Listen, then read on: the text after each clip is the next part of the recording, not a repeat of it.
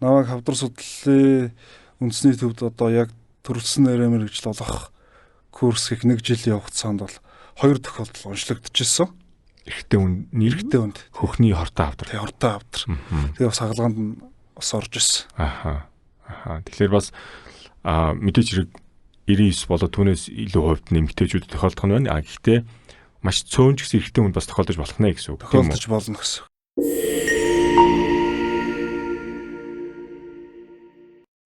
Сайн бацхан уу эрхэм сонсогчдоо. We Care подкастын маань энэ удаагийн дугаар эхэлж байна. За өнөөдрийн манай зочноор интернет эмнэлгийн цээжний хүн тэмцлийн эмч Одоотер эмч оролцож байна. За ингээд өөрийнхөө цаг завыг гаргаад манай подкастад оролцож аваад маш их баярлалаа. За өнөөдрийн хоёулыг ярих сэдэв бол хөхний хавдар. За тэгэхээр их сонирхолтой бас одоо нарийн сайн мэдээллүүдийг өгөхгүй бол болохгүй нэг юм сэдэв байгаад байгаа гэсэн. За тэгэхээр хөхний хавдрын оншилгоо, эмчилгээний талаар хоёул өнөөдөр ярилцсана гэсэн. За хоёул өнөөдрийнхөө сэдв рүү үсэрч орохоос өмнө өөрийгөө биднэрт нэг товч танилцуулаач. Намайг Одоотер гэдэг. Би 2014 онд эрүүл мэндийн шинжилгээ ухааны их сургуулийг хүний их эмч мэргэжлэр төгссөн. За 15-аас 17 онд мэслийн эмч олох курст суусан. За 19-с 20 онд чөөжний хөндийн одоо хавдрын мэслийн төрөлцсөн нарийн мэргэжлийг хавдар судлалын үндэсний төвдөр дүүргэсэн. Тэгээд 20 оноос интернет эмнэлгийн чөөжний хөндийн эмслийн засагт ажиллаж байна.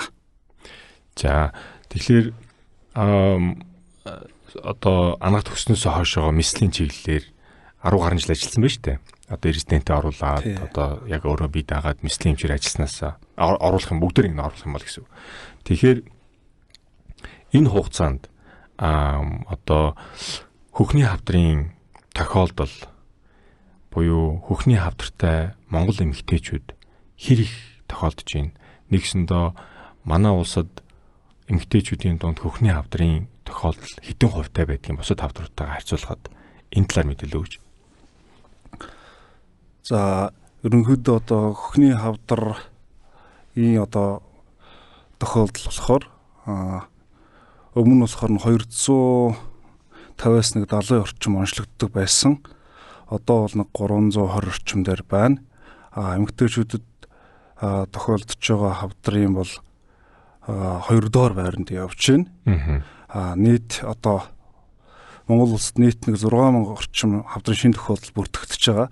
Жилбэр. Тэгээ энэний болохоор одоо 7-оос 8 дугаар байранд явж байна. Тэгээд нийт хавдрын болохоор 12-13 орчим хувийг хөхний хавдар эзэлж байна. Тэгэхээр энэ бол Монгол улсын дата тийм ээ? Тийм, Монгол улсын нэгсэндээ хавдар судлалын үндэсний төвөөс гаргаж байгаа мэдээлэл гэсэн үг тийм ээ. За тэгэхээр яг эмэгтэйчүүдийн дунд бол номер 2-т байгаа хавдар байна гэж ойлголоо тийм ээ. Тэгэхээр эхний 1 номерт ямар хавдар ордог юм? 1 номерт умаа үзүүний хавдар явчихна. Умаа үзүүний хавдар. Тэгээд 2 номерт нь хөхний хавдар орж ин гэсэн үг шүү дээ тийм ээ. Тэгэхээр түрүүн өөрөө хэллээ шүү дээ 200 одоо 200-д байж байгаа одоо 300-д онцлогч байна гэдэг. Энэ 300 гэдэг тоон хаанаас гарч ирсэн тав вэ? Энэ болохоор бас л одоо хавдар судлалын үндэсний төвөөс гаргаж байгаа статистик тоон мэт гэсэн үг. Тэгэхээр жилд 200-аас одоо 300 гаруй эмэгтэйчүүд хөхний хавдартай хортой хавдартай гэж онцлогч юм шүү дээ. За хэдийгээр хүмүүс ингэж бодох байх л та одоо гэдгийг жилд 200 300 гэхэлэр бага тоо юм шиг боловч манай улсын хүн амын тоотой тэгээд эмэгтэйчүүдийнхээ тоотой харьцуулах юм бол харьцангуй өндөр тоо гэж би бол харж байгаа байхгүй юу? Тэг энэтэй би бас санал нэг байна. Дэлхийд одоо бусад улс орнуудад энэ тоо хэдэн хувьтай явдаг юм? Дэлхийн одоо эрүүл мэндийн байгууллагаас гаргасан статистик тоо мэдээг харахаар жилд ер нь дэлхийн бүх улс орнуудын одоо хөхний хавдар онцлогдож байгаа нь 2 сая орчим эмэгтэйчүүд одоо тохиолдож байна. Эмэгтэйчүүд тохиолдох хавдрын югаар бол дэлхийд бол 1-р байранд явдаг. За энэ 2 сая орчим тохиоллын 50 орчим хувь нь Аз эмэгтэйчүүд тохиолдож байна. Азууд тэгэхээр хөхний хавдрын тохиолдол ер нь тархацсан айгүй маш өндөр байдаг. Тэгэхээр яагаад Аз эмэгтэйчүүд хөхний хавдар арай одоо илүү тохиолдод байна? Тэр тал дээр хийсэн судалгаа ч юм уу шалтгаан нь юу гэдэг юм бол? Шалтгаан эрсдлийг авч үзэхээр одоо 1-р альч төрлийн хавдар байж болно. Насжилт айгүй чухал байгаа. 2-дугаарт бол эмэгтэй хүмүүстээр бол хөхний хавдраар хөөсийн одоо эрсдэл хүчин зүйл байдаг. Эмэгтэй хүйс нь өөрөө одоо хөхний хавдраар өвдөх эрсдэл хүчин зүйл болдог гэсэн. За тэгээд одоо эрд хожуу цэвэрших, эрд төрөх, за олон удаа үр хөндлөлт хийлгэх, гормон орлуулах эмчилгээ хийх, за генетикийн гэх мэтчил маш олон төрлийн одоо эрсдэл хүчин зүйлүүд байна. Аз эмэгтэйчүүд яагаад одоо ингээ хөхний хавдар өндөр байгаад гэх нь хөхний эдийн нягттай холбоотой бас тиймэрхүү судалгаанууд байдаг. Тийм. Нягттай одоо хөхтэй яг үнэсдэг. Тийм. Яг би дүр сонжлогооны эмч учраас одоо нэг маммографийн зураг байна шүү дээ. Хөхний эрентгийн зурган дээр жишээлбэл Аз эмэгтэй хүмүүсийн маммографийн зурган дээр булчирхаалыг хэдэн илүү их, тэрнээсээ болоод илүү денс. Тэгэхээр тийм дунд байгаа нөгөө жижигхэн шохоожилт хавдрын үед илэрдэг тэр шохоожилтуудыг заримдаа харахад илрүүлэхэд төвөгтэй буюу нөгөө нэг булчирхаалыг хэдэн нуучаад байдаг асуудал байдаг тийм ээ. Тийм тэгэхээр илүү одоо юу гэдгийг одоо барууны ч юм уу Америкийн ч юм уу одоо Аз биш эмэгтэйчүүдийн хувьд бол хөхний бүтц нь арай илүү өөхөн эдийн бүтцтэй байт юм шиг байна тийм үү? Тий, яг таны хэлж байгаа яг зөв. Өөхөн эдийн төвлөхөө байдаг, булчирхаалыг ид багтаач гэх юм. Тийм байдаг.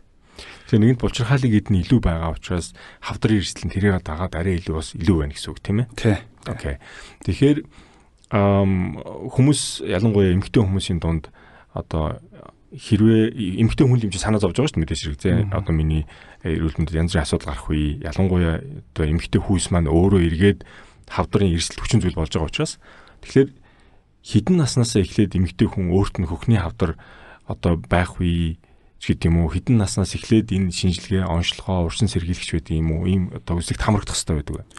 Тэг ер нь одоо дэлхийн ихэнх улс орнууд өөр өөрсдийн гэсэн одоо эмчилгээ онцлогооны өдөрдөнж байна. Монгол улс бас одоо эрүүл мэндийн яамнаас гаргаад өгсөн одоо эмчилгээ онцлогооны өдөрдөнж байгаа байхгүй. Одоо нөгөө эрт дэлрүүлэх юу бол 40 наснаас эхэлж байгаа. Тодорхой бүлэг хүмүүс болохоор бас 35-аас эхлүүлж байгаа. Охины хавдар болохоор харьцангуй залуучдсан насны үед гэх юм бол ямар хүмүүст одоо илүүтэй анхаарах вэ гэхээр бас огт төрж байгаагүй эмэгтэйчүүд байна. Эсвэл олон удаа үр хөндлөлт хийлгсэн. Эсвэл одоо ээж нь, эгч нь, дүү нь хөхний хавдар онцлогдож исэн тийм хүмүүс бол илүүтэй анхаарах хэрэгтэй энэ дэр. Насны үед болохоор 35-аас одоо эхлүүлчих гэсэн үг. Тэгэхээр ямар шинжилгээ хийх вэ гэхээр ерөөсөө эхо, маммограм гэсэн хоёр шинжилгээг хийхэд болно гэж үзэж байгаа. Тэгэхээр ер нь бол өдөрдмжийнхаа дагуу бол 40 нас хүртлээр харьцангуй гайгүй 40 наснаас эхлээд урьдчилан сэргийлэх үзэгтээ ороод явах хэрэгтэй юм байна. За тэрний одоо хийгдэх шинжилгээнүүд нь бол хөхний эхо юм байна. Хөхний эрентгийн буюу маммографийн шинжилгээ хийх хэрэгтэй юм байна. За нэгэнт нөгөө Аз эмэгтэй хүмүүсийн хөхний булчирхаалыг ид нь илүү байдаг учраас маммографийн зурган дээр илүү денс буюу нягтрал өндөртэй харагддаг учраас давхар заавалчгүй хөхний эхогоо хийж баталж юм үүсэх шаардлага гарч ирэх нь тийм ээ. За түрүүн хэллээ шүү дээ 35 наснаас зарим нэг хүн дээр эхэлж болно гэд. Тэгэхээр ялангуяа удамшлын анамнестай буюу одоо ээж, эмээ тий одоо ойр дорны хүмүүст нь одоо яг цусан төрлийн тийм ээ ойрхон эмэгтэйчүүд нь хөхний хавдар онцлогдож исэн бол гэж байна. Тэгэхээр тийм хүмүүс сонсч иж магадгүй л дээ. Тэгэхээр энэ тохиолдолд яг үнэхээр одоо юу гэдгийг хавдраар хөхний хавдраар өвдөх эрсдэл надад байна уу байхгүй юу? Тэр гений мутац нь байна уу байхгүй гэдгийг үзхийн тулд үздэг шинжилгээ байна уу? Яг зөв их гоё асуулт байна. Ерөнхийдөө одоо удамшлын шалтгаантай хөхний хавдар маань одоо нийт хөхний хавдрын 10 орчим хувийг эзэлж байгаа. Тэгэхээр 10 эмэгтэй хөхний хавдар онцлогдлоо гэхэд тэн дотроос нэг хүн удамшлын шалтгаантай хөхний хавдар байх боломжтой. Ер нь бол нэг дунджаар 10% гэсэн тийм бүр судалгаа гарцсан. За энэ төрлийн шинжилгээ болохоор одоо Монгол улсад хийгддэггүй байсан. Тэгээд өнгөрсөн оны одоо 8 сараас эхлүүлээд одоо энэ BRCA 1 2 гээд гений мутацийн шинжилгээ хийдэг болцсон. Тий. Тэгэхээр энэ BRCA 1 2 гэсэн ийм гений мутацийг цуснд лабораторийн шинжилгээр үзнэ гэсэн үг тийм үү? Тий, цусаар үзэж гин гэсэн үг. Цусаар үзэж гин гэсэн үг. Нэгсэндээ лабораторийн шинжилгээ авах нь тэмдэглэж цусаа өгөөд тэгээд тэрнээсээ тэр гений шинжилгээг өгнө. Тэнд нь энэ BRCA 1 2 буюу breast cancer 1 2 гэсэн юм гений мутац байна уу, антиген байна уу гэдэг үзнэ гэсэн үг байна. Тэгэхээр энэ шинжилгээг манай улсад хаана хийж байгаа вэ?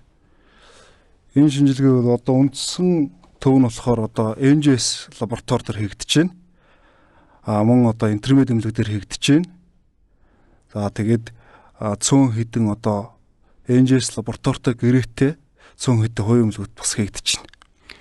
За тэгвэл хэрвээ хэн нэг эмэгтэй эмээд нь юм уу, ээжд нь юм уу одоо хөхний хавдар онцлогдож байсан өөрт нь хөхний хавдар байх вэ, хөхний хавдраар өвдөх вэ гэж санаа зовж байгаа бол энэ одоо лабораториудад юм уу эсвэл интермед эмнэлэгт ирээд энэ шинжилгээнүүд өгөх боломжтой болсон байна шүү дээ. Бүрэн боломжтой болсон. Хэрвээ та энэ шинжилгээг өгөөд ямар нэгэн одоо гений мутацтай гэж гарсан тохиолдолд тухайн хүн амьдралынхаа аль нэг өвчлөгт хөхний хавдраар өвдөх эрсдэл 90%. Өндгөвчний болон одоо энэ эмэгтэйчүүдийн шилтгаантай хавдраар өвдөх эрсдэл 50-60% болчихж байгаа.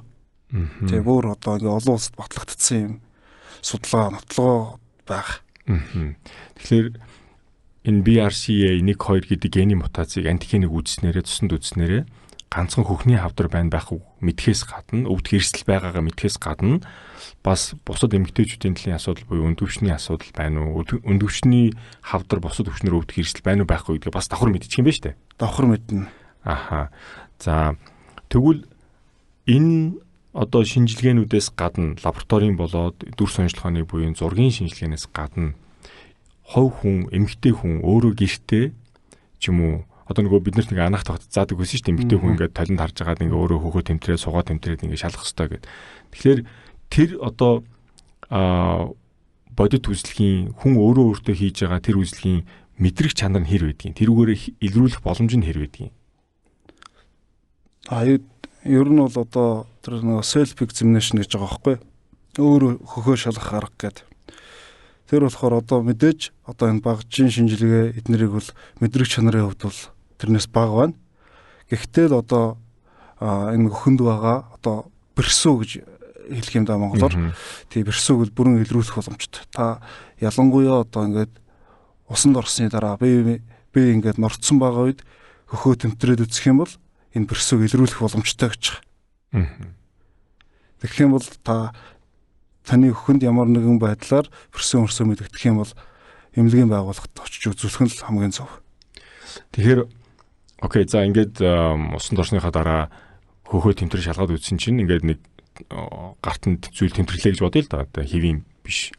Тэр тохиолдолд тэгвэл яг ямар мэргэжлийн эмч хандах хэвтэй? Хавдрын эмнэлэг дээр гүгээд очих хэвтэй юм уу? Урхийн эмч дээр гүйчих хэвтэй юм уу? Эмэгтэйчүүдийн эмч дээр очих хэвтэй юм уу? Тэгээ ер нь бол яг хамгийн зөв хувилбар нь бол яг хөхний одоо нарийн мэргэжлийн мэргэжсэн эмчнэрт үзүүлэх нь зөв. Одоо Монгол улсад бол хөхний одоо хувийн эмнэлгүүд эднэр бол айгүй нэг үеийн бол харьцангуй олон болчлоо. Тэгээ хавдар судлалын үндэсний төвд бас үзүүлэх боломжтой. Одоо ч дүр сонжлогын засаг дээр одоо интермед одоо ажилтны эмнэлгээрээ би жишээ аваад ярихаар өдөр тутамдаа хөхний эхо буюу рентген шинжилгээ, маммографийн шинжилгээ хийж байгаа хүмүүс өндөө олон байдаг л да. Тэгээд тэр дундаас заримдаа цөөн тохиолдолд эхогийн хяналттай хөхний биопси их шаардлага гарч ирдэг байхгүй юу. Тэгэхээр энэ биопсийн шинжилгээ хийхийн тулд нөгөө нэг олон улсад ашигладаг бид нар нөгөө нэг юм BioRats гэдэг нөгөө манай дүр сонжлогын эмчнэр зураг уншихтай хариун дээрээ хортой хавдар байх магадлал нь одоо маш бага эсвэл байхгүй ч гэдэг юм уу, эсвэл хортой хавдар байх магадлал нь дунд зэрэг эсвэл өндөр байна ч гэдэг юм уу. Ингээд нөгөө BioRats-ны 2 3 4 гэдэг ингээд бичдэг. Тэр мэдээлэл яг одоо энэ хөхний хавдартай эмэгтэйчүүдийг үздэг, метастаз хийдэг, хагалгаа хийдэг эмчийн хувьд өөрийн хувьд хэрэг чухал мэдээлэл болж өгдөг байна. За яг зөв. Энэ мэдээлэл одоо ерөөсөө л энэ BioRats гэдэг одоо үнэлгээн дээр тулгуурлаад бид нар цаашдаа нүг хянах юм уу, аль эсвэл эдийн шинжилгээ авах юм уу гэдэг одоо эмчилгээ онцлох нь маш чухал шийдвэр гардаг.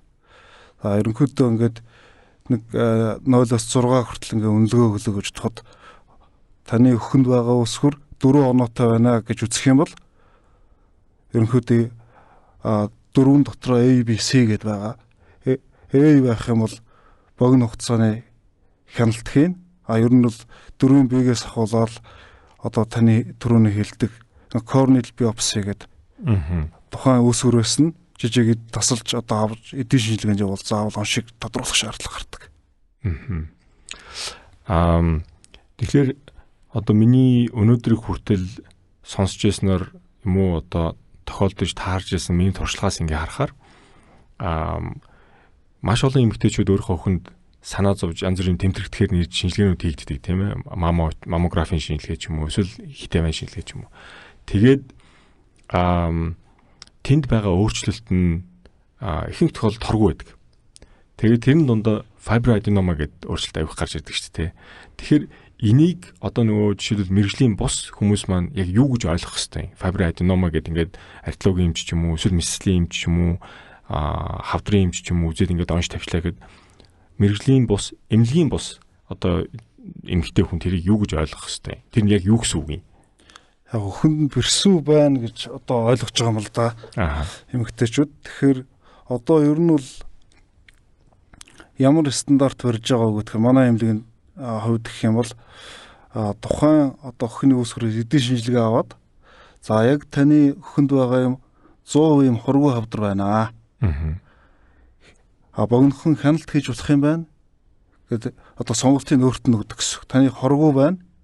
Хэрвээ одоо богино хугацаанд огцом томрох ч юм уу. Одоо байрлалаас хамаарч хавс. Захын байралтай байгаа юм уу, төвийн байралтай байгаа юм уу гэд. Тэрнээс шалтгаалаад одоо мэслэр авах уу эсвэл богино хугацаанд хянах уу гэдэг шийдвэрийг гаргадаг. Эдийн шинжилгээнд тулгуурлаад таних ямар ч байсан хоргуу хавдар байгаа юм байна. Санаа зовлтгүй гэдэг юм хэлдэг гэсэн. Тэгэхээр яг надаас бас миний ойр дотны эмэгтэй хүмүүс бас асууж байсан л да энэ ч учраас. Хамгийн одоо олон асуусан асуултуудын нэг нь болохоор би ингээд шинжилгээ өгсөн чинь надад fibroadenoma гэдэг юм онш тавьчлаа. Тэгэхээр энэ нь миний ойлгосноор бол хоргүй юм байна. Би энийг хянах шаардлагатай юм уу? Ахаа шинжилгээ өгөх ёстой юм уу? Эсвэл ингээд энэ маань ерөөсөө хавдар шилжихгүй юм уу? Эсвэл 5 жилийн дараа хортой хавдарт 10 жилийн дараа хортой хавдар шилжих юм уу? Шилжих эрсдэл байна уу? Гэт надаас аюух асуудаг байхгүй. Тэгэхээр би бол одоо яг хөхний төрөлцсөн нарийн мэргэжлийн эмч биш учраас за ер нь бол надад чи хоргүй хавдар гэсэн үг ээ. Тэгэхээр яг одоо ойрхон олон дахин хянаад шаардлага бол байхгүй. Гэхдээ мэргэжлийн эмчээс нь асууж зөвлөгөө аваарай гэж би зөвлөдөг байхгүй. Тэгэхээр энэ дээр нэг комент өгөөч. Ер нь бол нөгөө аливаа хавдрын нөгөө урдлын өвчнүүд гэж бас байдаг байхгүй. Одоо өхний хавдар дээр гэхээр одоо урдлын өвчнүүд бүлэг өвчин байх. Энэ fibroadenoma гэдэг хавдар нь болохоор өөрөө хортой хавдар шилждэггүй. Өхний хавдрын одоо урдл өвчнөд ордгоо тийм төрлийн хавдар байна. Тэгэхээр ямар нэгэн байдлаар одоо санаа зовх юм байхгүй. Ер нь хэмжээнээс хамаарат хянах уу одоо мэсэл хийх үү гэдэг юм одоо мэслийн эмч одоо өөрчлөлтөд ярилцсны үндсэн дээр шийдвэр гаргадаг гэсэн. За тэгвэл одоо fibroadenoma гэдэг онш тавигдсан тохиолдолд хортой хавдарт шилжихгүй юм байна. Тэр нь санаа зовх шаардлага байхгүй. Гэхдээ одоо эмэгтэй хүмүүс чинь бас нэг талд аягүй төвхтэй шүү дээ. Одоо тэр нь юу гэхээр ингээд биений юм ирнэ тийм үү? Менстрац сарын тэмдэг ирнэ. За тэрнтэй холбоотой fibroadenoma өвчнөд хүндүр болох хэмжээний томрох жижигрэх тийм өөрчлөлт байж болох уу? Энэ сэдвийг ярихаар одоо нэг хөхний өвдөлт гэсэн нэг тийм сэдв рүү ингээ хазаагаад орчих гээд байгаа байхгүй. За тэгээд ирлээ орё. Тий, хөхний өвдөлт болохоор өөрөө одоо мөчлөгтэй бол мөчлөггүй өвдөлтүүд гэж байдаг. Мөчлөгтэй өвдөлт нь болохоор их хөвчлэн одоо биений юм ирэхээ өмнө ч юм уу, ирэх үед ч юм уу, дараа ч юм уу тодорхой одоо энэ циклтэй ингэж өвддөг. Тэр бол одоо мөчлөгтэй өвдөлт. Мөчлөггүй өвдөлт бол хязгаарч хамаагүй цаг хугацаа гаргалцахгүйгээр өвддөг. Тэрийг хамгийн гол нь энэ хөхний өвдөлт байна уу, хөхний өвдөлт биш байна уу гэдгийг ялах шаардлага гардаг. Жишээлбэл маш олон төрлийн одоо өвдөлтүүдээс ялах шаардлага гардаг. За ингээ хөхний өвдөлт байна гэж үзэх юм бол одоо мөчлөггүй өвдөлт бол ихэвчлэн одоо тухайн талын хөхөнд ямар нэгэн асуудал үүссэн байж ижил өвддөг. Ихэвчлэн мөчлөггүй өвдөлт нь нэг талын хөхийг хамардаг. Мөчлөгтэй өвдөлт бол хоёр талын хөхөнд ижил байдлаар илэрдэг тийм баг. Цааш нь ингээл авшруулад шинжилгээнүүдээ хийж үзэхээр яг юунаас шалтгаалсан гэдэг шалтгааныг олох боломж гарч ирдэг гэсэн. Яг зүгээр ингээд нөгөө дүр сонжлогын резидент хийгээд ингээд эмдгүүдээр тойроо явж байхад хавдар дээр яг хөхний чиглэлээр ажилладаг эмчнэр маань ингээд бодит үзлийг хийдэг штэ. Эмэгтэйчүүд ингээд хөөг ингээд тэмдэрч үздэг те.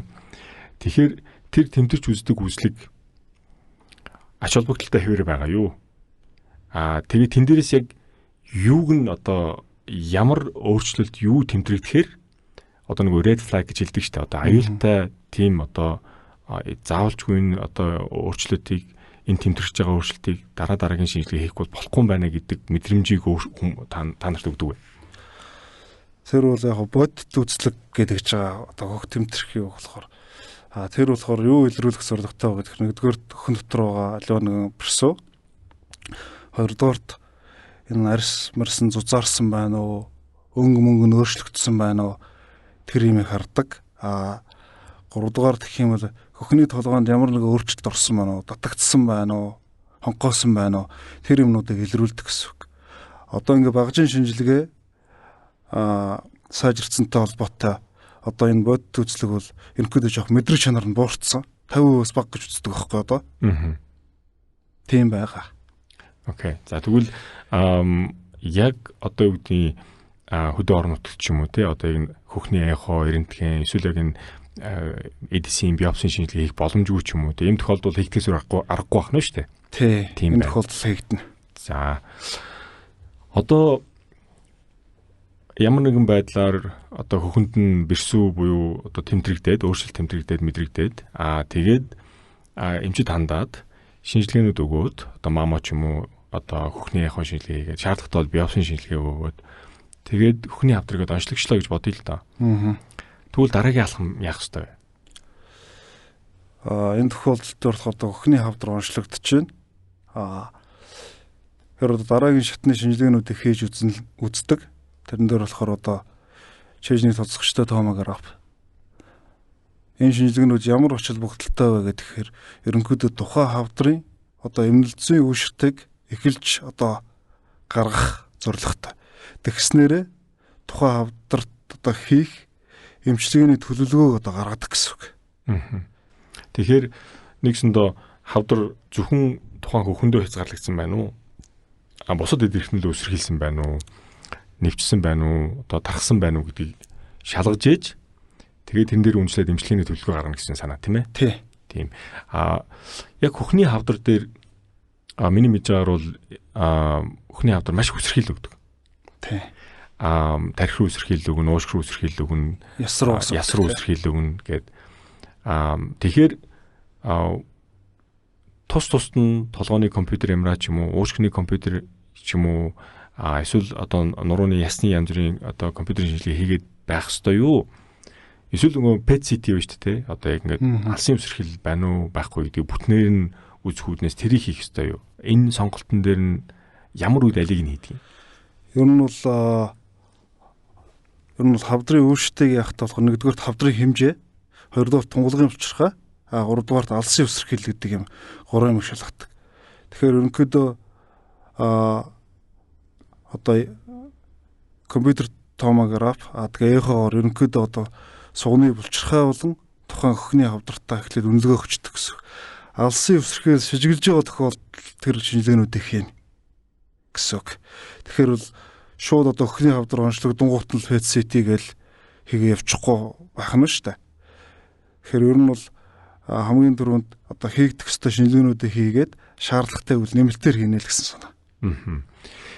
Тухайн үзэж байгаа эмчлэгч байгаа эмч тэр өвчтөнд алсын үсэрхийл байж магадгүй гэж сэжиглсэн тохиолдолд PET CT хийх нь байна тийм ээ. Бус тохиолдолд бол харьцангуй одоо тухайн уушгины компьютер ч юм уу эсвэл толгойн ямраагаар хязгаарлах нь байна тийм ээ.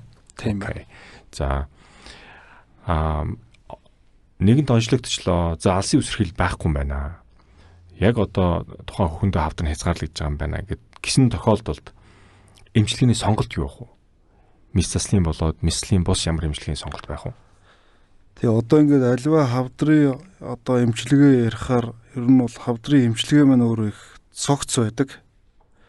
Тэгэхээр хөхний хавдрын тухайд гэх юм бол одоо системийн эмчилгээ юу, химийн эмчилгээ, мэсцлийн эмчилгээ, туяа эмчилгээ, одоо тэг бай эмчилгээ, дархлаа эмчилгээ гэдэг ийм цогц эмчилгээ байгаа. Тэгэхээр одоо тухайн хавдрыг одоо нарийн нэлээд лавшруулж шалгасны үндсэн дээрээс одоо танд ийм эмчилгээнүүд хийх боломжтой байна. Гэт одоо тухайн хавдрын эдийн шинжилгээнээр одоо subtype гэдэг юм үзэж байгаа. Яг таних яг аль төрлийн хавдар байна. Тэгээ эмнэлэгчтэй хэмжээ шинжилгээгээр юмнуудыг гаргаж ирж хагаад за танд бай эмчилгээ хийх юм байна. Энэ бай эмчилгээ хийхгүй юм байна. За танд дааврын эмчилгээ хийх юм байна. Системийн химийн эмчилгээ хийх юм байна. Мэсцлийн эмчилгээ хийх юм байна.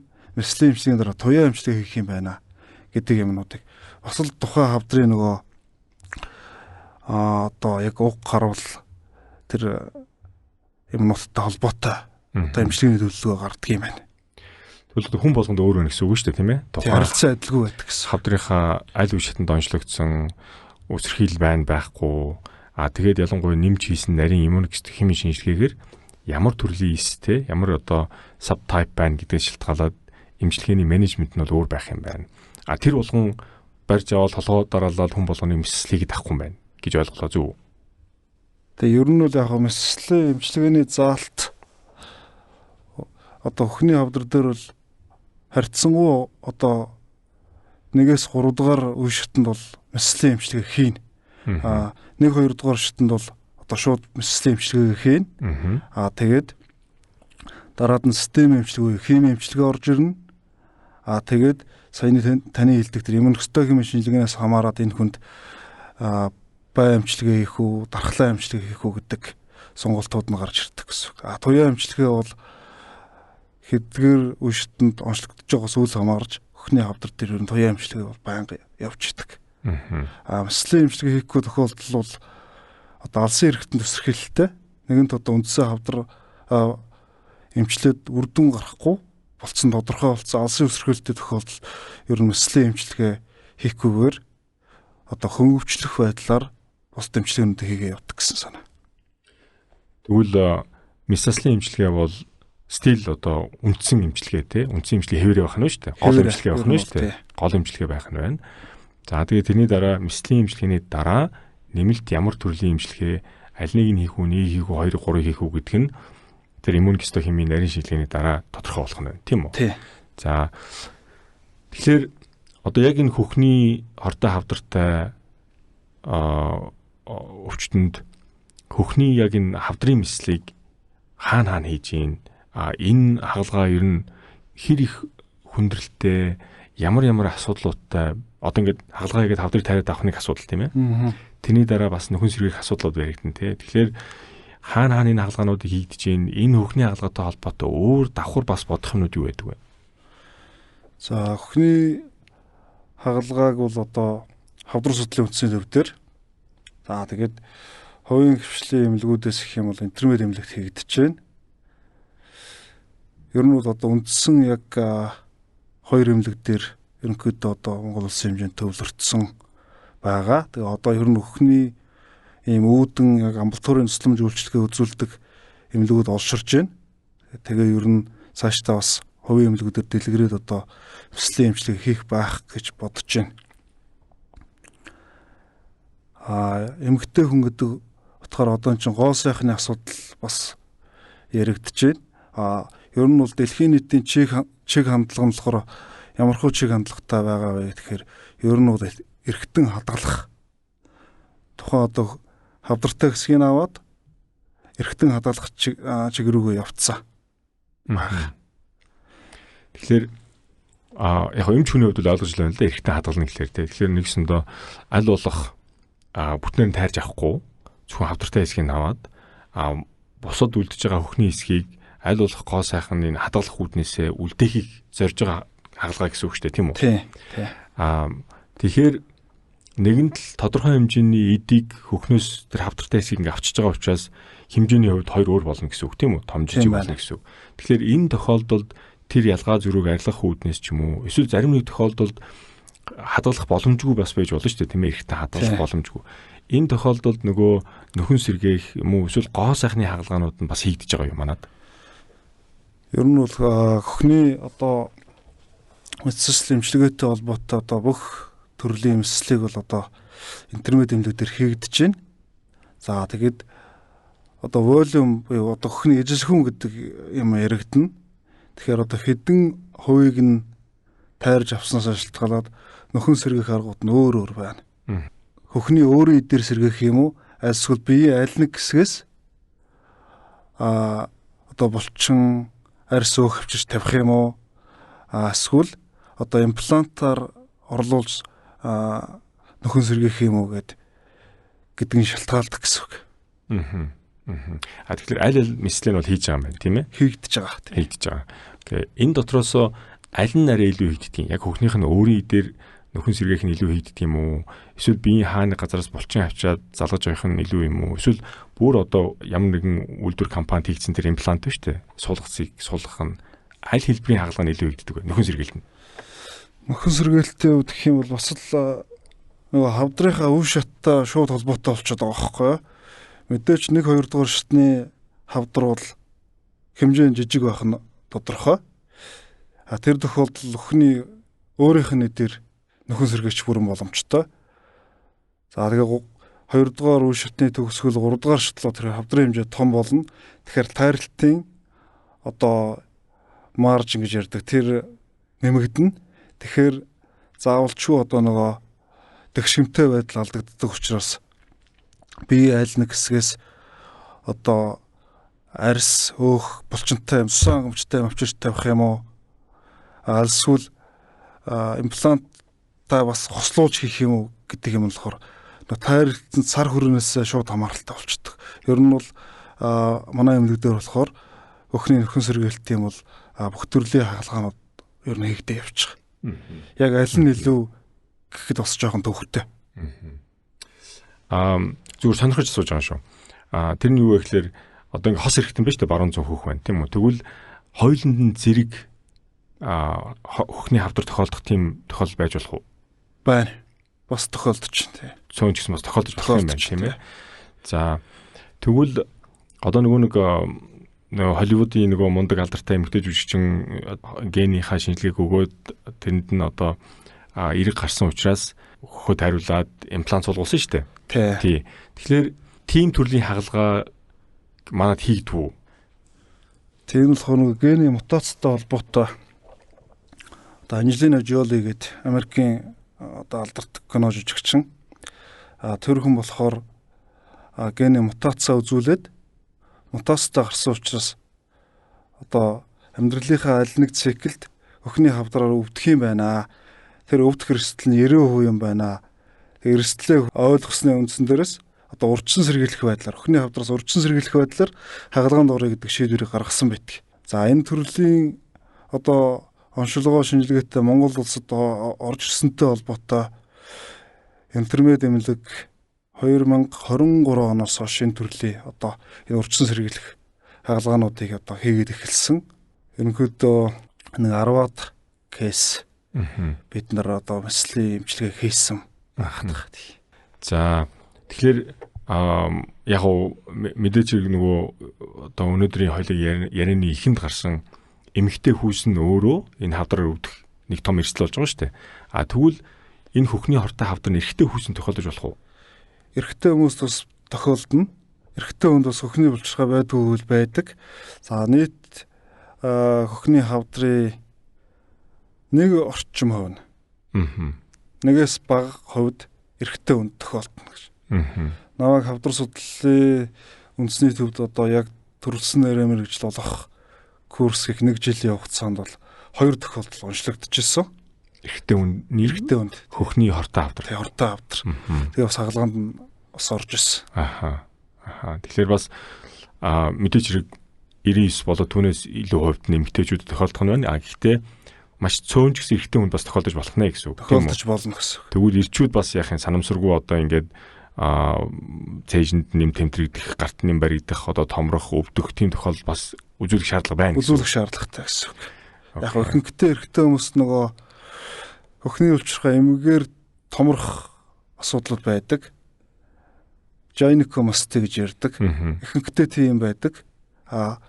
маш овор тохиолдолд өхний хортой хавдар онцлогддог. Авах арга хэмжээ, онцлогоо эмчилгээнүүд ерөнхийдөө адилхан байдаг. Адилхан. Тэг хийгдэх хагалгаан ч гэсэн адилхан байдаг. Дөнгөж сая өөрөө дурдлаа тэр нөгөө гинекомасти биш үү, жанекомасти. Эрэгтэйчүүд бас байдаг шүү дээ. Ингээд одоо Victor Alsmeyer тий одоо энэ цэжний том булчин хоёр янз жишээлбэл нэг нь одоо хөхний булчгаан том учраас том харагддаг. Эсвэл унжаад ч юм уу заримдаа гоо сайхны талаас жоохон онцгой харагддаг. Энэ тохиолдолд тэрийг үндсэн эмчилгээ нь мисасл байна уу? За энэ их бол айгүй чухал сэдв. Тэгэхээр эрэгтэй одоо хүн болгоны өхөн томорсон тохиолдолд одоо мислээр аваад байна гэдэг айгүй өрөөсгөл ойлголт. Тэгэхээр яах вэ гэхээр үндсэн шалтгааныг олох хэрэгтэй. Яг ямар шалтгаантай энэ хөхөн томроод байгаа юм бэ? Тэг удаан хугацаагаар эм уусан байж болно. Аль эсвэл одоо нөгөө бөөрийн дэдэлчрхай төмсөг эднэртэй бас асуудалтай байж болно. Тэгэхээр яг үндсэн шалтгааныг олох нь их чухал. Үндсэн өвчнийг эмчилж ижил аль эсвэл өнчин тархинд ямар нэг асуудал байна уу? Тэр юмнуудыг ягаад үзээд шалгаад тэгээ үндсэн одоо шалтгааныг эмчлэх юм бол мэдлэггүйгээр эмчлэх бүрэн боломжтой гэсэн үг. Зарим тохиолдолд энэ юмнуудыг үүсгэчлээ, зарим тохиолдолд яадаг вэ гэхээр шалтгаан тодорхойгүй тохиолдол байдаг. Шалтгаан тодорхойгүй тохиолдолд ер нь бол мэдлэгийн эмчилгээ бол одоо бараг гоо сайхны заалтаар хийгддэг гэж хэлж болно. Окей. За нэг том тусдаа сэдв байх нь шүү дээ. Тийм энэ бол аюул том сэдв. Тийм. За тэгэхээр өнөөдрийн яг сэдв биш учраас хоёулаа хамаагүй гүнзгий орохгүй. За буцаад нөгөө яг үндсэн хөхний хортой хавдар гэдэг сэдв рүүгээ буцаад хоёулаа оръё. Ер нь бол мэдээж хэрэг нас ахих тусмаа тэр нь өөрөө хавдар үүсэх эрсдэл болно гэж байгаа тийм ээ. Тэгвэл залуу жоохон охтуудад эмэгтэйчүүдэд тохиолдох эрсдэл байдгүй. Хавдрын тохиолдол гэсэн үг шүү. Хөхний хортой хавдар одоо тийнейжер те залуу одоо 10 эдтэй 20 эдтэй тэр залуу хүүхдүүд тохиолдох тохиолдол нь хэрэг байдаг вэ? Байдгүй юу? Байдгүй гэвэл байдаг. Тийм маш бага хувьтай тохиолддог. Ерөнхийдөө одоо насжилтыг аваад үзэхээр ер нь 45-аас 59 наснд одоо яг оргил нас байгаа байхгүй хөхний хавдар онцлогдож байгаа. 40-оос бага наснд одоо таны хэлсэн 20-30 настай тохиолдол маш цөөхөн багтдаг. Окей. Ихэнхдээ болохоор энэ хүмүүс ямар хавдрууд байна гэдгээр түрүүний бидний ярьсан одоо нэг фиброаденом гэдэг хавдар илүүтэй тохиолддог гэсэн үг. Тэр фиброаденом маань гэмтэлтэй холбоотой үүсэх үү? Одоо жишээлбэл ингээд 10 жилийн хүүхдүүд, залуу жоохон хүүхдүүд ингээд сургууль дээр ч юм уу спорт одоо ямар нэгэн байдлаар санаатай санамсаргүй байдлаар цээж рүү хөх рүү зогцсон ч юм уу те эсвэл унтсан тийм тохиолдолд тэрнээс болоод хоёр төгчөр үүсч болох уу?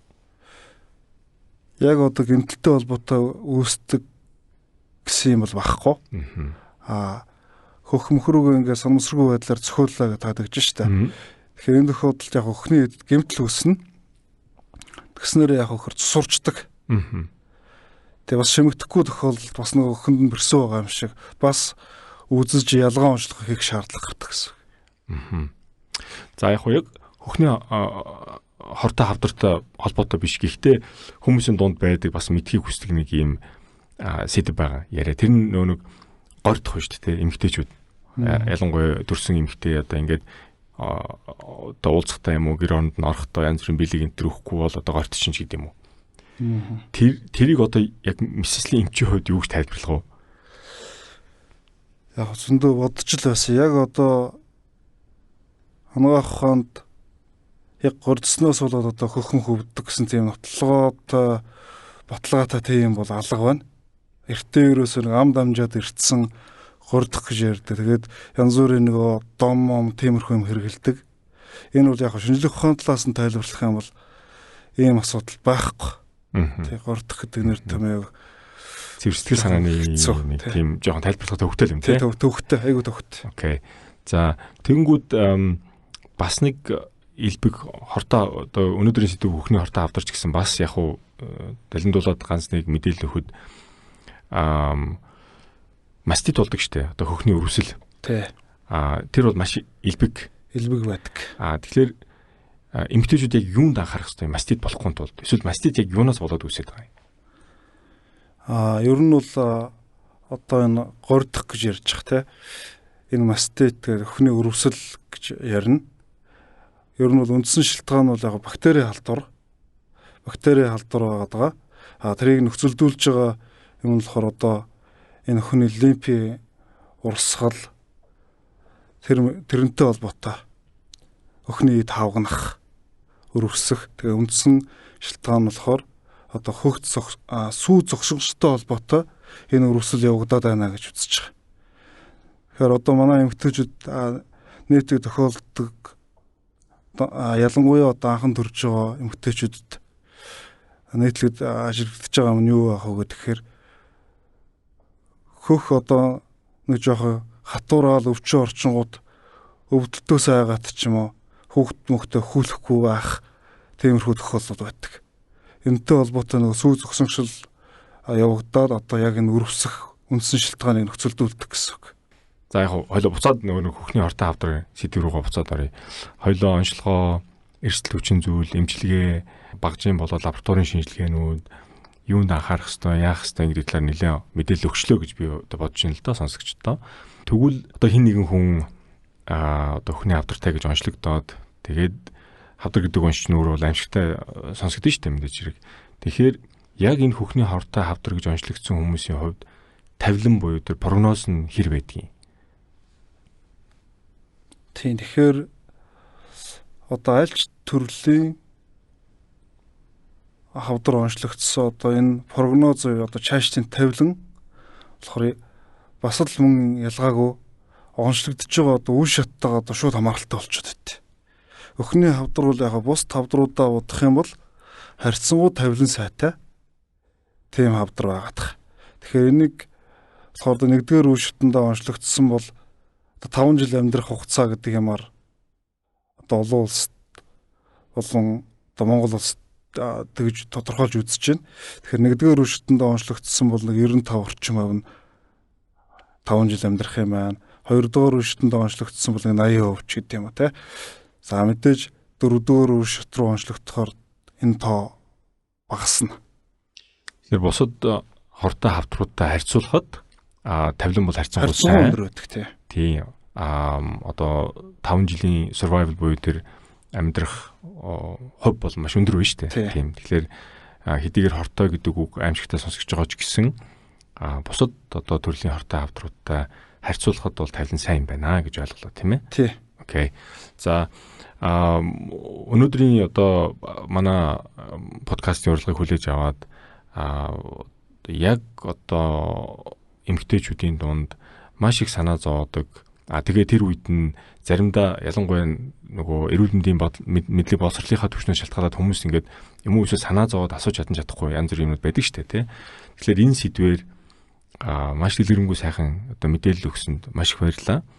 Ерөнхийдөө манай энэ подкастын хувьд нөгөө сүүлийн 1 минут нөгөө босоод нэвтрүүлэгч нэгдэг шүү дээ. Сүүлийн минутын өөрчилдөлээ гэдэг. Тэрнтэй адилхан эмэгтэйчүүдэд зориулаад яг нөхний хортой хавдартай холбоотой юун дээр одоо илүү анхаараасай гэдэг юм уу? Эсвэл нэг ийм шинж тэмдэг илэрх юм бол эмчид ирээд үзүүлээрэй гэдэг тэр одоо минутыг өөртөж олгоё. За тэгээ намайг подкастэнд оролцуулсан танд бас маш их баярлалаа. Тэгэхээр айгүй чухал сэдвийн талаар ярилцлаа гэж бодож байна. Эмэгтэйчүүдтэй уриалгахад болохоор таны хөхөнд ямар нэг асуудал байж болно, байхгүй байж болно. Тэгэхээр хамгийн чухал юм болохоор урьдчилан сэргийлэлтэй байдаг. Манайхан ч болохоор нөгөө над ямар нэг асуудал байхгүй юм чинь ингээд хайчдаг. Тийм байж болохгүй. Тэгэхээр та 40 хүрсэн 40-оос дээш настай бол та жилдээ нэг удаа танд ямар нэг асуудал байж болно, байхгүй байж болно. Тэгээ хөхөө үзүүлжих нь одоо чухал шуул гэж хэлэх юм байна. Тэгээ урьдчилан сэргийлэх үзлэгтэй тогтмол хамрагдах нь таны одоо ирээдүйдээ хөрөнгө оруулж байгаа маш том алхам болно гэж. За маш их баярлалаа. За ингээд 40-оос дээш насны эмэгтэйчүүд маань эрүүл мэндийн үзлэгтээ жилд нэг удаа тогтмол хамрагдах нь маш чухал байна гэдэг талаар мэдээлэл өгсөнд маш их баярлалаа. За ингээд өнөөдрийн дугаар маань энэ хүрээд өндөрлж байна. Интернет эмнэлгийн цээжний хүндийн мэслийн эмч Одоотор эмчтэй цаашдын ажилд өндөр амжилт хүсье. За баярлалаа.